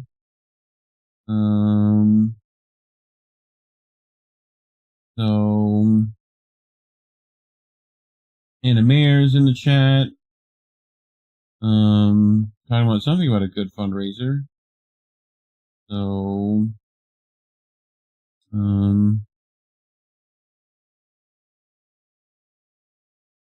yep, people still talking about my mic and Indie's internet. So I heard you guys had trouble last night with Jesse's stream. Yeah, he's yelled at like Optimum 4 or 5 times now. Yeah. Where it's like they go and they do something and they think it's fixed, and then we still have a problem because it's intermittent and only when he's streaming. We just know it used to not work like that, so something's wrong. and we're trying to fix that. But yeah, Dave Burt saying thank God it's Friday, but it's not Friday. It's Thursday. Yep, it is Thursday. Is it Thursday? No, it's Wednesday. Well, still almost Thursday. All right, you ready for our last one? I am. Before we get to our last one, we got Animators left us $10 on Cash App. Appreciate you, Animators. Thank you so much. Indy put it in chat for us. Yeah, Animators, $10 on Cash App. Appreciate you. Thank you so much. All right, let's get to our last one. You can't vote, Collin. You know that? You know you can't vote. Not allowed. I'm gonna tell you right now, you're not allowed to vote. What do you mean by that? Oh, actually, what does Caitlin mean by that? Well, I'm gonna get to it. But this is an article from Caitlin about how you should know how unfree you actually are. And we on this channel have had the none of the above stance for a while now. And yeah, and we got into fights with certain a few members about this over the week. Well, Indy and I. And I think you'll understand why we feel that way after reading this. So that's why I wanted to bring it. But she writes, if Americans were actually in charge, there would be some option available to them to end the Israeli genocide in Gaza. But when it comes to matters of such importance, they never get a vote. Right. So she writes that Biden administration has reportedly approved an Israeli assault on Rafah, the last slightly safe city in the Gaza Strip, and is openly preparing to work with Congress to punish the ICJ for seeking arrest warrants of Israeli officials for war crimes. President Joe Biden is a monster who belongs in a cell at The Hague. Letting him off easy, Caitlin. I talk about Biden's criminality a lot, but I should probably clarify that I don't do so because I believe Trump or even RFK would be acting with any more kindness towards the people of Gaza if they were president. No, I mean, again, it's the system. Yep. They all belong, all three of them belong to the system. And that in of itself is the problem. And I'm sure Caitlin's going to go into that, but that's the issue with even these alternate parties. They have to do the dance within the system. It's not like they're going to go into it and change it. And I don't want to pop the bubble. Thank you, Anna, for the $10, by the way, on Cash App. Yep. Thank you, Indy, for sharing that. But this is why we have our team none of the above stance. It's the idea that people are still believing that for alternate party, and look, I'm saying this as a registered green in DC. I'm supposed to vote next week, but you're asking people to vote for a party that has to play by the rules within the duopoly. And this is something that I've been screaming about for months, if not since we've been doing this show, as I become more, politically involved, I would say. What is, and also we'll use Jill Stein as an example. What does she plan to do to beat the establishment that will obviously fight her tooth and nail to essentially dissolve the system that we're in that would make voting a viable option in the future? What's her plan? This is the most election of our lifetime. Right. So we're not going to vote. Just voting for her is not going to solve matters. And voting in the hope that she's going to do something. Collin, during our intro, we play Kwame Ture every time. What does he say? That voting on one day never meant anything? Right. So, but anyway, just to continue, so Caitlin continues, all three of the arguably viable U.S. presidential candidates are virulent Zionists who have all made it clear they would back Israel's genocidal atrocities with adamant fervor. A lot of fuss gets made over the West brand of democracy. Wars of aggression have been waged under the banner of spreading it throughout the world and allowing the people to control what their governments will do. But what you very seldom see discussed in mainstream discourse is the fact that there are a great many issues that this form of so-called democracy never allows the people to vote on. The genocide in Gaza are arguably the single most urgent matter in the world right now, partly for how horrific it is and of itself, and partly for its potential to explode into wars to bring far greater devastation to the region.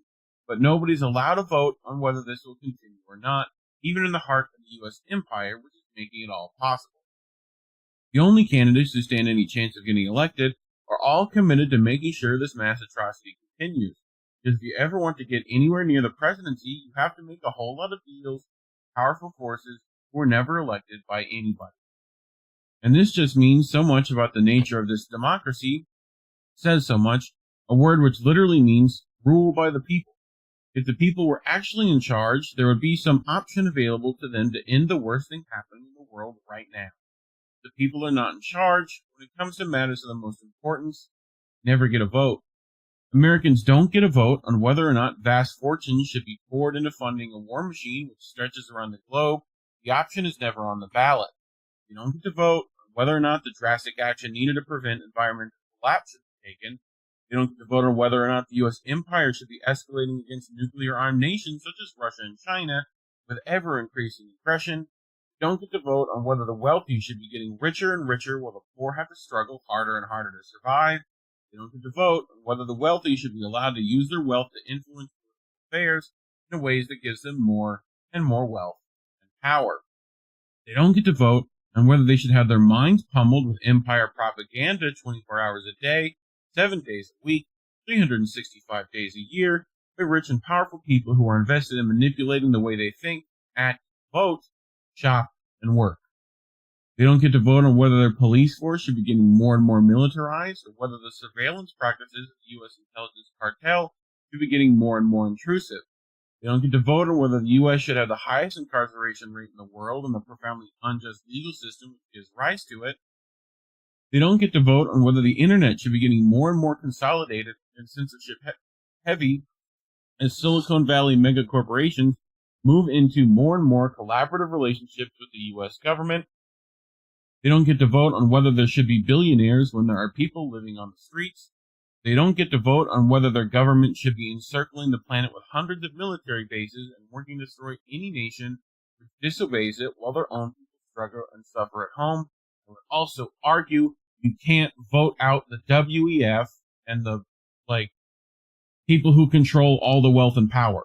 You don't just get to get rid of those with a vote. So, if you want to vote on something the powerful don't care about, the possibility that your vote might have some sway. You might have some tiny degree of influence over women's reproductive rights, for example, or whether or not gay people can get married.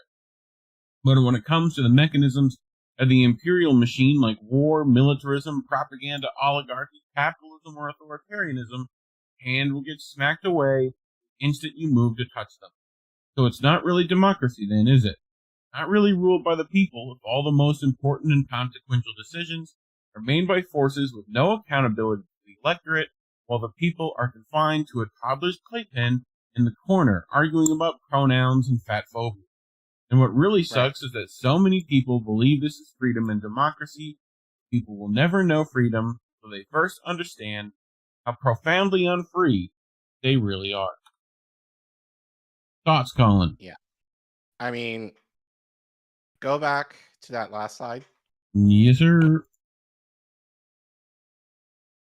Like, that first paragraph, when it comes to the mechanics of the imperial rule regime, like war, militarism, propaganda, all authoritarianism, your hand will get smacked away the instant you move or touch them. This is what people in alternate parties want to have happen. Yeah. Like, they want those people to essentially get rid of those things. Yeah. And we know that those things are very much embedded in our government.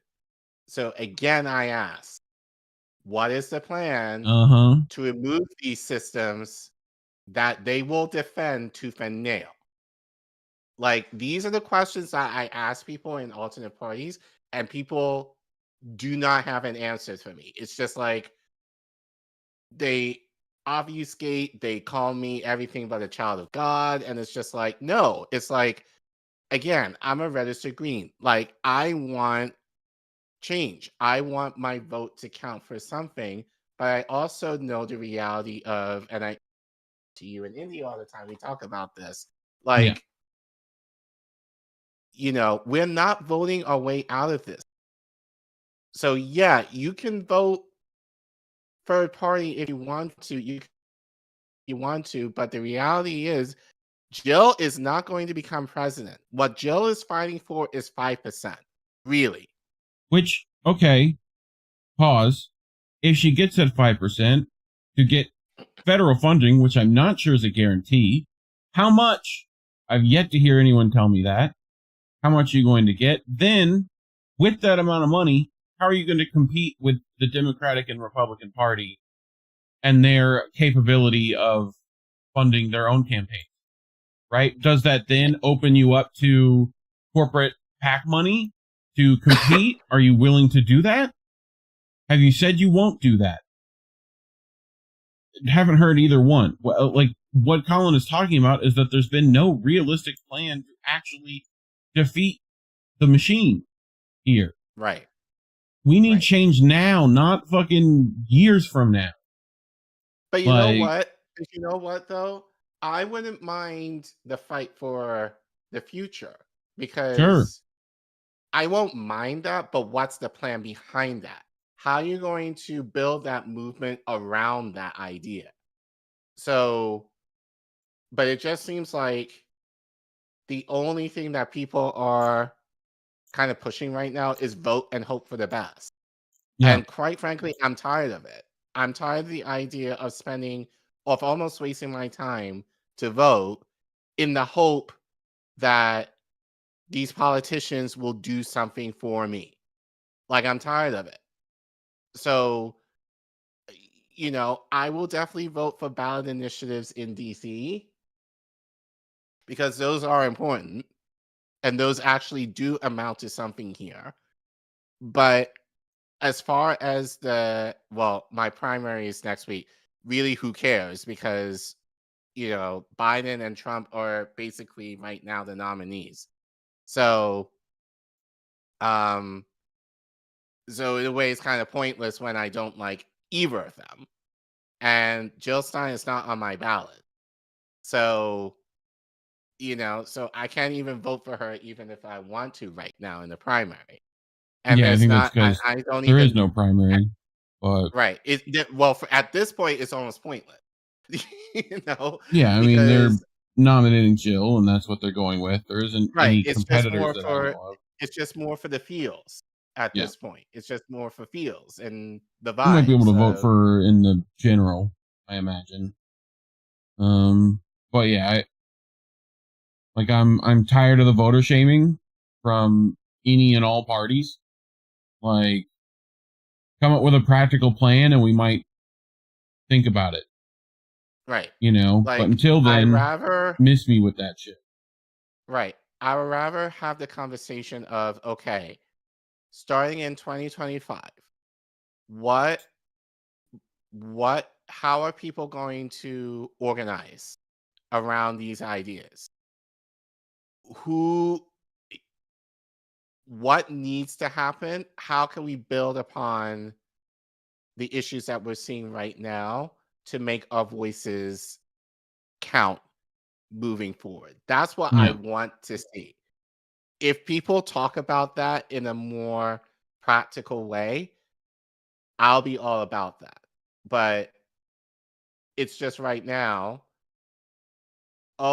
just vote, and then after that, just go quiet until 2026 and then 2028 for the next election.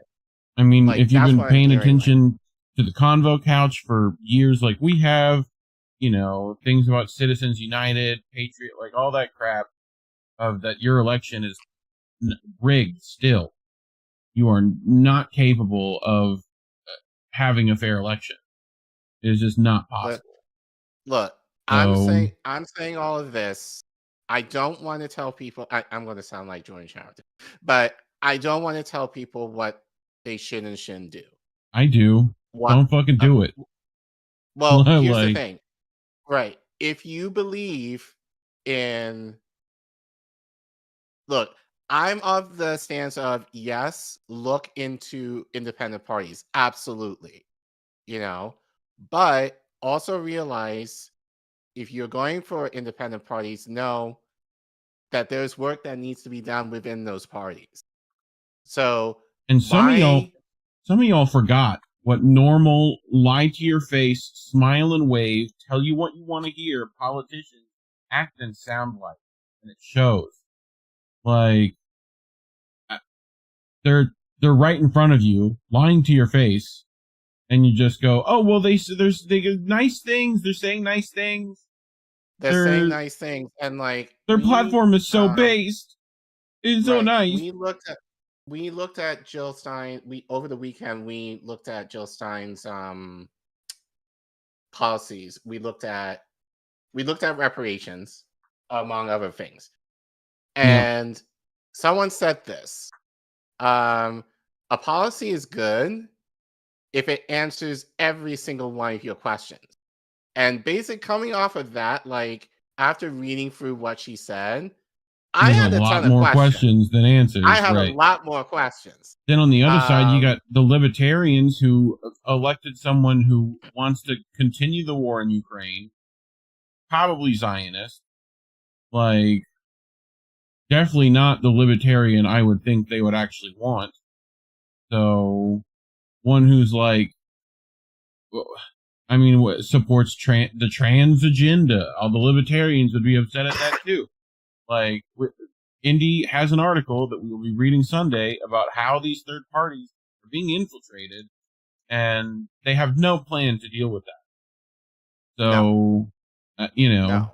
And that in of itself is a problem. A lot of people that are on these alternative parties now are basically people who may have been involved with Bernie in 2016 or even 2020 that kind of moved on, but they still have a lot of that liberal, fake progressive group think in terms of all we need to do is talk about, have the right policies, just be on the right side of policies, and just have people vote for that person who's best representative of that and call it a day. That's kind of what I'm seeing. And given that I do a lot of work on the ground, like right now we need to activate people's minds to kind of have them understand that this is an all-out war against to destroy the establishment. And I'm sure YouTube is going to cut this, but I don't care. If we want to destroy the establishment, what does that look like? What will that entail? What do we need to do locally to kind of get the message that the shit that politicians are doing in our name, in the guise of democracy, isn't flying with us? But more importantly, how can we build upon these movements, even if they're third party, to make them more viable in the future? And because, even here in DC, and I said this to you over the weekend, like someone was yelling at me in terms of, oh, you need to look at the green candidates in DC. Right now in DC, there's posters of every person, like, again, my primaries next week, of every person who is on the ballot. I have not seen any green candidate at all. And I am more connected with the political world in DC than the average person. So if I don't even know who these people are, and if I don't know what they stand for, again, these are Greens.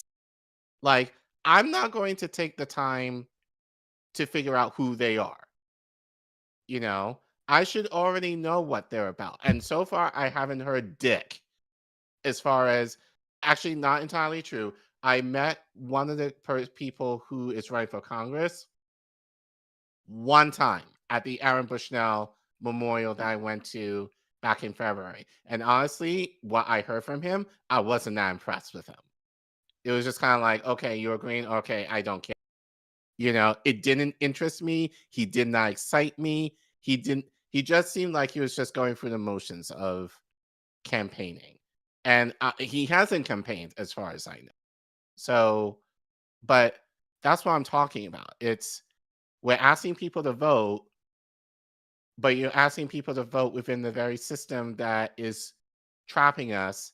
And you're asking people and third parties to do something for you. You're basically asking them to change the system just with the person versus actually finding the system to which they will need to fight against if they really want that change. And so I don't know, but yeah, I feel you. It's just really frustrating, and it's just kind of sad that even within our space that there are people who are kind of pushing people to that. I think the issue for me has always been you're trying to win a game that they have all the rules and power in. Like, you know, you are going to have to not play by their rules here. You know, so right. Like, people assume that if we vote the right way and the right person, that things will be okay. They're just not And looking no, at things practically in that regard either, which, like, I feel you, and I hate being that guy, but at the same time, someone's got to tell you. So, like, all we're going to say to you guys, because it's a free country, you're entitled to do whatever you want. If you want to support third parties, and especially if you vote for them, go for it. You know, like, if you feel that compelled, do it, because that may be better than the duopoly. But the bigger question you should be asking is that what is the movement going to be like after this election to make these parties more viable and actually move to something where the duopoly can be dismantled? Like, those are the questions that you should be asking and pushing for now, honestly. Honestly, that should have been happening yesterday. But yeah, your votes really don't matter. It's just really lip service to give the illusion that we have a democracy. We don't have a democracy in this country, because if we did, we would have universal health care. We wouldn't have homelessness. Like, these are popular issues that, regardless of your party, people want. And the fact that the duopoly is working actively to not give them to you, or at minimum to give you an itty bitty bit and not the fullness of what they can give you, should say something to you. So anyway, that's our soapbox on that. But as we said, do what you want, but at our stance at INN, we're team none the above. I think what we one of want, our chat members, Michael Johnson, said it best to close us out. No matter how authentic the candidate, the electoral process is inauthentic. Exactly. Yeah. Like, so, yeah, you can have people that you like. You can have politicians that you like, but they're working within a shit system. They're working with, you can have, like, so we have to get rid of the system in order to get the things that we want. And so we need to figure out what we need to do on the ground and among each other to try and kind of counter that. And if people are not necessarily talking about a plan and a strategy starting in January, that probably is not a party that you should be fucking with. That's my personal opinion. Yeah. Because they're just looking for the votes. They're not looking to really promote that change for you. Well, talking about tearing down the system is why we're demonetized. You can go to ko-fi.com/indie news network and try to help get around that system and help us out. Scan the QR code on your screen or put !donate in the chat. In the chat that way, it's always appreciated. If you can't give that way, liking, subbing, subscribing, hitting the share button, leaving comments, all that stuff allegedly helps, push us up in the algorithm. So appreciate you if you're doing that. Help us get to 2K. We're getting there. I think we're super close. So less than 50 people need to sign up for that. So hit that subscribe button. But otherwise, thanks for watching. Right. Rock, Fin, and Rumble, and then we can head our way out of here. So, in your chat, I think I know what's going on, but if there's any updates, let me know. Yeah, I think he sent me at least something last time we can kind of use. So Tara has a show lined up for Friday, I know. I have to literally edit that tomorrow. And what else? What else are we missing? Indy just sent me one. Yeah. Bryce in the chat said, I don't mind people voting for Jill. What happens after is what I'm concerned about. Me too. That's what I'm more concerned about. There you go, Colin. Should be able to work with that. Thank you. So, I mean, Jill kind of went dark after post 2016. Is she going to do that again after this election? And have the Greens be like burning on fumes and we end up getting another, that's what. So, but anyway, so this was based on from this week. So politically homeless, who knows? Honestly. Yeah, they've been figuring that out. All right. Friday is Tara going live with? Yes. Yeah, she'll have something for sure. It'll be at like 2 p.m. 2 p.m. Eastern. All these times are Eastern, by the way, for those of you who are new. Yeah. Angel in the afternoon, at 7 Friday night. Yeah. And is he doing his wrestling show Saturday? I do believe so. I think so. So that would be at 8 on Saturday night. Himbo's stream, gaming stream would be at 11 Saturday. Sunday, well, it will definitely be How We Missed That with you and Indy at 10. Yep. And then Monday, nothing. Tuesday, nothing.